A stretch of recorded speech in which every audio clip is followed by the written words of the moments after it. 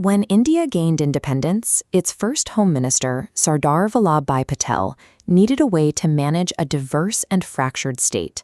He championed the survival of the British-era civil services, calling them a steel frame meant to hold the new nation together.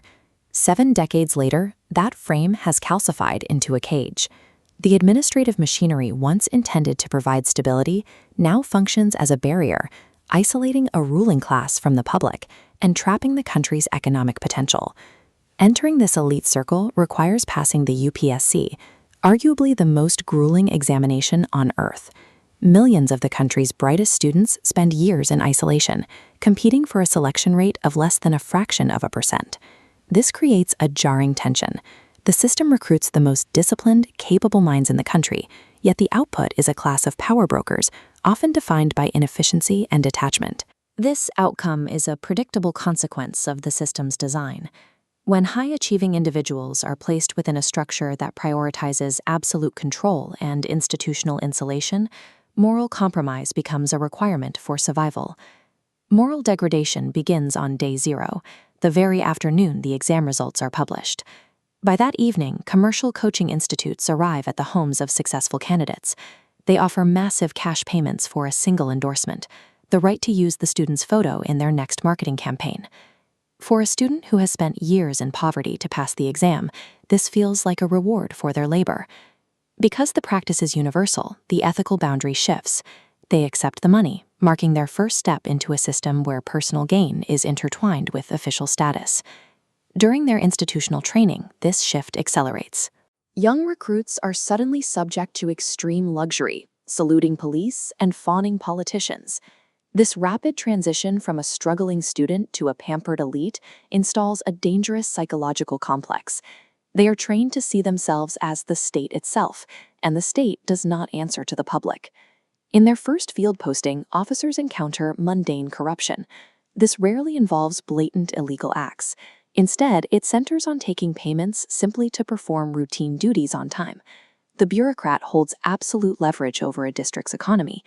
By delaying a single signature on a legal file for 2 months, an official can effectively bankrupt a private contractor waiting for payment.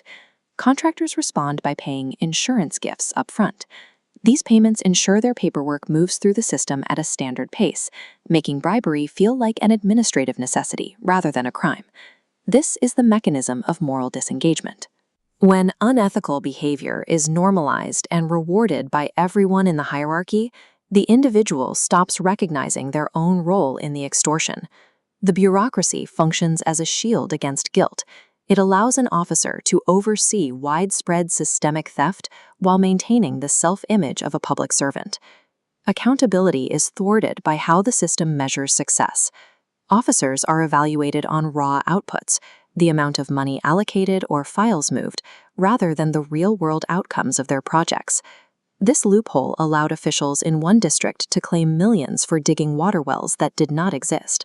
They simply uploaded AI-generated photos of the project to a government portal, satisfied the output requirement, and moved on.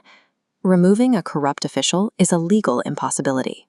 Because they are union employees working in state governments, they are protected by a complex hierarchy that requires federal permission to prosecute, a process that typically takes years to even begin. For the few honest officers who refuse to bend, the system has a different weapon. They are not fired. They are made irrelevant through endless transfers to dead-end archives departments, isolated from any meaningful decision-making. The bureaucracy is an impenetrable fortress. It provides ironclad protection for those who exploit it, while systematically neutralizing anyone who tries to fix it from within. The wealth extracted from this system has to go somewhere. Corrupt officials frequently launder their reserves into urban real estate, hyperinflating the cost of housing for the very citizens they are meant to govern. They also possess the ultimate insider trading advantage. By knowing exactly where a new highway or bridge will be built, officials can buy up the surrounding land cheaply, then approve the project and watch their personal assets multiply. This behavior isn't a modern flaw. It is in the system's DNA. After the 1857 revolt, the British designed this administrative force to extract resources and maintain absolute public control. In 1947, India gained its independence, but kept this colonial machinery intact. The nation swapped foreign rulers for domestic ones, leaving the underlying architecture of extraction untouched. Two forces are beginning to challenge this monopoly. Artificial intelligence is automating the gatekeeping roles that give bureaucrats their leverage, and a new generation of taxpayers is beginning to demand direct accountability for their money.